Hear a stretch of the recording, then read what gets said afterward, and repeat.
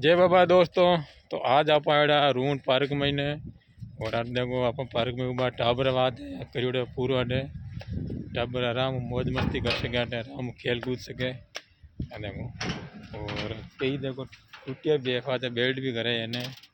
क्योंकि वो टाबर बात है पर कई मोटा भी आवे भी ज़्यादा इंजॉय करे आटे तो भी शाम देखो ये टाबर बात टूटे भी है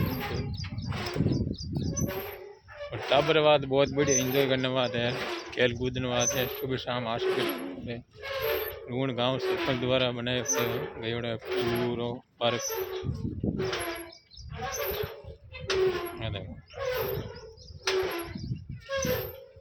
और टाबर झूलो झूलने बात है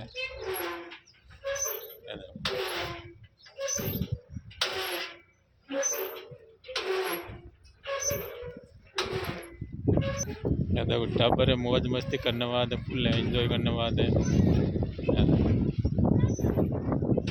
मतलब हर टाबर बात है पर मोटियार भी आवे है कई कूदे मोटियार भी मत है पर सही तो टाबर आवाज बना रहे हो।